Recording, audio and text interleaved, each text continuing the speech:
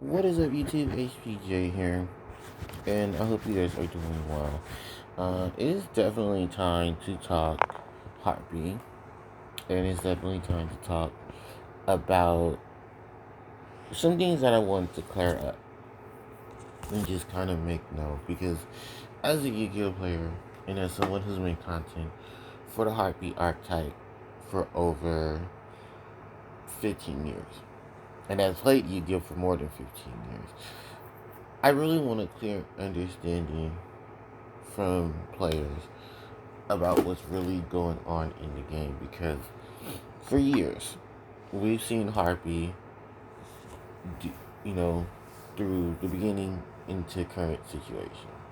Then there was this whole thing where, Harpie decks started popping up left and right, but there was no recognition of these Harpie decks. And I'm talking about 2013 to 2015. Even the Harpie deck that was at Worlds, no recognition. The last Harpie deck in terms of the competitive scene that was last seen was the top 64 deck in the EU, where Harpies were. And I just wanted to state something that was, if it's not already obvious, but TCG, Yu-Gi-Oh players do not like Harpie. The competitive scene, the meta scene, they don't like Harpie. And it's something that I've always wanted to address. It's something I've always wanted to put out there. Because when many people say, oh no, that's not true. Competitors see me love Harpie. Look at all these deck lists. I'm like, where are they? Because literally one of the biggest deck list um, websites that kept older deck lists just lost all of them. And when I remember looking at them, the last Harpie deck list was from a major event. Not regionals, even regionals and stuff like major events. Regionals, the ARG circuit, all of that. You know where they are? They're gone. All of them. I had luckily did videos on most of them, and there was already a video up for the one in 2019. So it definitely begs the question: does Yu-Gi-Oh, TCG, and OCG, does the competitive scene like Harpie? You have to also address that too with um, Harpie doing extremely well in Rush Duel. And no, I'm not talking about Duel Links Rush Duel. No, I'm talking about Rush Duel as in the sense of Rush Duel on the OCG side. Because TCG is not getting Rush Duel. Even if we would want Rush Duel, we're not getting Rush Duel. And that's simply because the TCG flopped hard with Yu-Gi-Oh Speed Duels. Even though Speed Duels reprinted so many different things that people wanted. The last major reprint, of course, was reprinting, um, what was that called? Oh, Maxi. Which everyone was screaming and shouting, we want Maxi back, we want Maxi back. Okay, you're getting Maxi, but in Speed Duel, not in actual TCG OCG. Even though the OCG just semi-limited Maxi, TCG didn't semi-limit Maxi. TCG still had Maxi. Banned. And this is quite for some time. I want to say right around the time they hit Link, when Link's monsters came into the game. That was around the last time we saw Maxi. And a lot of people are saying, well, what was the issue with Harpie that made Harpie, stand out? I mean, Harpie had a lot of standout points. It was just the ways of the content that was given to the Harpie archetype is not as strong as what it was when you look at other archetypes in Yu-Gi-Oh! TCG. Then you look at the focus of the players. Most of the players did not want to focus on Harpie Lady because they felt, well, this is a legacy archetype that we'll look at it, but in a major strategy, it's not something we want to focus on. Okay, that's fine. But where's the recognition from anyone about when Harpie topped events? Because Harpie is not only topped events, but won events as well. And no one wanted to pay recognition to that. There were multiple Harpie decks that topped events, and nobody paid mind to them. None at all. And I'm like, that's crazy. That is really, really crazy. How all these Harpie decks that topped in TCG at YCSs, at regionals, nothing. Nothing at all. Like, know 100% anything. And it's crazy because I had to do what I could to get um, those deck profiles up as fast as I could. And I looked for even more because I was told before that there were deck lists between 2015 and 2016 that, 2015 to 2017. And this is even after Featherstorm came out in 2017, which a lot of people continue to today to bitch about.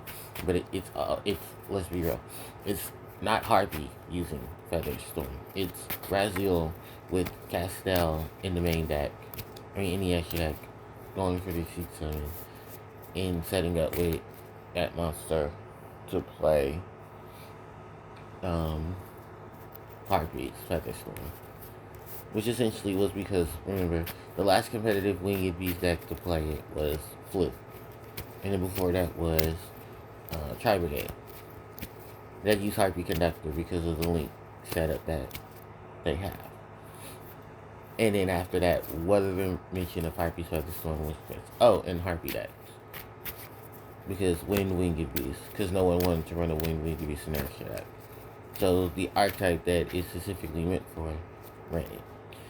Then you look at 2013, when Harpies came out. Harpies had two unfortunate Achilles heels attached to them. One, their legacy support was really small, although 2019's was a little bigger, still same complication, and I'll talk about that too. When all the Harpy stuff started coming out, everybody said, oh, no one's going to play Harpy, and then people played Harpy. And then people were winning events with Harpy. No, were topping events with Harpy. They weren't winning with Harpy. That wasn't a little too Harpy dancer. Everybody said, oh, Harpy is just a deck that's just here being like supporting people just want to try it out. I mean, you can say that for almost every archetype. And even then, the biggest Achilles heel that Harpy players had to deal with was, thanks Dragon Rulers for being the thing. And then what else was the issue? Oh yeah, Dragon Rulers. They're all rare. All of them. They were all rare. It wasn't until the 10s that they became ultra rare. Or I think secret. I forget which rarity they came in the 10s. But the 10s came out. And then each of the Dragon Rulers were the featured monster of the 10s. Because I know I have all 4 10s. I have the Title, the Tempest, the Blaster, the Redux. 10s. Yeah, the Tempest. Yeah. So Tempest, Title, Blaster, Redux. Those 10s from 2013, I have them. I legit have them. And that was the precipice of why everyone was buying Dragon Ruler stuff. Because after Brave Rulers got banned, they're like, well, what do we do now? And people are like, well, we'll just play regular Dragon Rulers. We don't have to use the babies.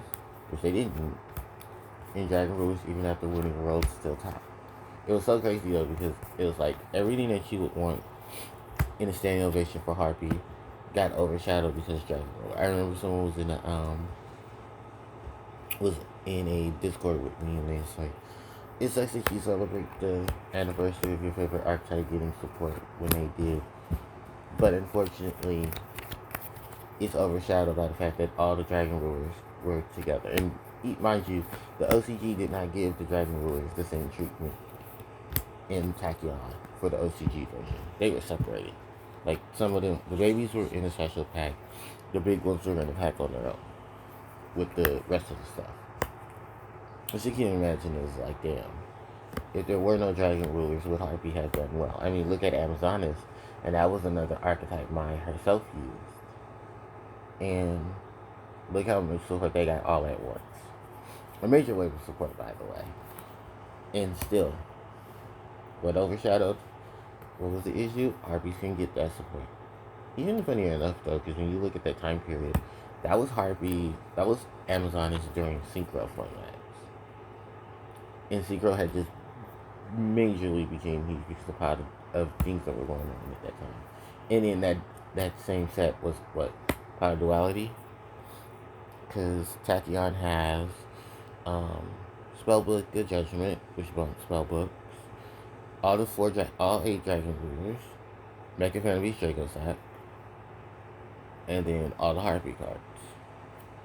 And it's sad because I will tell you this. When I look at historian videos, and I did look at them, none of them want to talk about Harpy. At all. None of them want to talk about Harpy. You don't know why they don't want to talk about Harpy? Because it's Harpy. It's Harpie Lady. They don't want to talk about Harpy. They don't want to talk about Harpy because they don't want to basically has to say, yeah, we kind of do need to talk about this archetype. The Yu-Gi-Oh! Law, when he did his videos for 2013, 2014, he only did the top cuts of, 2013 to 2015. He only did top cuts. He did not recognize Harpie for the events that they were in. And then the one event that was won by Harpie deck, he didn't want to recognize because, this was a Harpie deck that was only recognized because a player won it, and then the player who won it only won it because the TCG was doing the draft thing with the battle of, what was it, the battle pack? Yeah, the battle pack situation. Which, okay, you don't want to talk about it because of battle pack. But a other deck that was winning at the time, you want to talk about battle pack. You guys wanted skill, people gave you skill, and then you still don't appreciate it. Like, you guys can just say it. You don't like Harpie.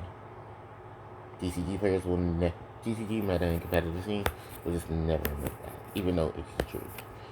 And it's blatantly right there. And I remember a whole lot of people would be like, no, that's not true. I was like, yes it is, because either you don't like me or you don't like Harpie Lady. And most of the time it's both. And then it's also to ask that same question of, well then, if that's the case, then when all these Harpie content creators were out making Harpie decks and making Harpie deck profiles, what was the support then? No, it was quiet. It was very quiet. It was very, very, very, very quiet. Because I'll tell you right now, it's very little of us at this moment that are keeping Harpie alive. Unless Harpie gets a massive wave of support for the TCG, OCG, in terms of like just the main game, because Rush Duel got theirs. Rush Duel had tons of it. Problem? You have to ask somebody in the OCG to send a link to all the deck lists that were printed for the OCG version of Harpie for Rush Duel, because there is no TCG version of the game. Korea has the cards, but they're censored. Even if they're censored, that's perfectly fine, because that can't be an Achilles heel anymore about censorship in the CCG, because so many of you goon to very other female monsters and female archetypes. So we can't say that no more. That's out the window. Like, you just, Harpie's inconsistency. That's nothing new. Look at what happened in Sisters of the Rose. You print all these cards to support Harpie Lady Sisters, but did not retrain Harpie Lady Sisters. That would have been the biggest seller. You make an archetype. You literally made a duel, and I blame Konami for that. You make a duelist pack specifically for female duelists. You put Maya on the cover with both of her new Harpies, but you don't give her a third. Oh, you do give her a third. You give her Conductor, and then at that point, Conductor doesn't really help because she's a link monster. Which I guess solves the problem with Harpie's dealing with the link issue. But wasn't that already kind of figured out? Especially at that point. Because the more generic link monsters started to come out. And then, like I said, I blame the Yu-Gi-Oh community for how they treated players who played Harpie. Everyone wants to see me write these skill tests, but let's be real. Primary Harpie is only because Featherstorm was being used because no one wanted to play Harpie initially. They wanted to splash Harpie into things so they can feel better about themselves. So that the tier 1 deck didn't feel like it was already doing enough Omni Negates. And then everyone gets mad when Featherstorm doesn't get banned or limited, because then it would save the issue. It's like, what issue does it need to really be saved? Because at this point, generic support isn't an overwhelming thing. And at that point, just put Harpie's Feather Dust to the 3. If Featherstorm is that much of an issue. And then you have all these content creators who, like I said, just like Yu-Gi-Oh, just like the law Yu-Gi-Oh, if you're going to make content for Harpie, at least be honest about it. Not once have I, ever seen someone just genuinely say, congrats to the Harpie players for playing Harpie. Not one. Not one content creator at all. Did you know there's even a group of female duelists that call themselves the Harpie Lady Sisters? Don't play Harpie. Don't play Harpie. Don't care about Harpie. Actually make fun of people who play Harpie in the comment section. Because I've seen it. So if you look at Harpie Lady Sisters and you see the group, look at one of their videos and they actually talked about it. So, Am I throwing shade? I'm throwing shade. And I don't care that I'm throwing shade because for the last 2 decades, almost 3, you guys have thrown shade at every Harpie content creator, every Harpie player, and every Harpie deck that should have got recognition and has not gotten none. Even the world's got no recognition. And that was a featured match too. And nobody cared about it. Nobody. Oh, because they only cared because Clee was there. And then Clee didn't even top the, even win the event. It was, I think it was Teller Night. Yeah, Teller Night or Blue Eyes, one of the two. And it was through one of the, either 2015 or 2016, when Harpie went to the event. And I swear to God, I have it somewhere. And you can even look it up online. It's like Harpie deck at Worlds. And they'll literally show you the event. And I forget which YouTube channel it is. A shout out to that YouTube channel. We're the only one to actually circumvent Harpie at Worlds. Don't see Dark Magician at Worlds. It's all Blue Eyes once. Red Eyes? Nope. So that right there tells you a lot about the community. And people of Harpie players in the Harpie deck and archetype and apology. You don't want to recognize it as Yu-Gi-Oh's first archetype because you don't want the female archetype to be recognized as Yu-Gi-Oh's first. When Bandai literally has to stand Harpie for the last 2 sets that they had. Before everything switched over to Konami. Konami screwed over Harpie in the first general sense because of all the monsters ended up being treated as the same monster. And because they're always treated as insert name here, you can work them into the deck until Queen. And then even after that, it became an issue. Because there weren't enough numbers for the deck. You didn't have any synchro monsters or a tuner monster. So you had to rely on other archetypes to give you that support. Did that help? Not really. Only reason why Harpie is around because Lord of the Storm gave his third party. And another major wave of actually the most concentrated wave of Harpie Lady reprints. Because the last Harpie reprint in the TCG so far was Harpie Channeling. And that was a reprint of her in the Rarity Collection.